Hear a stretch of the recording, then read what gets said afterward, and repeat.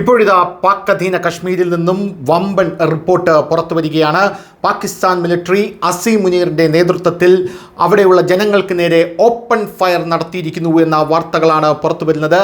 Mirpur, Pakistan occupied Jammu Kashmir, അവിടെ 12 സിവിലിയൻസും 12 civilians മരണപ്പെടുകയും 50 പേർക്ക് പരിക്കേറ്റിരിക്കുന്നു എന്നുള്ള വാർത്തകളാണ് നമുക്ക് ലഭിക്കുന്നത്.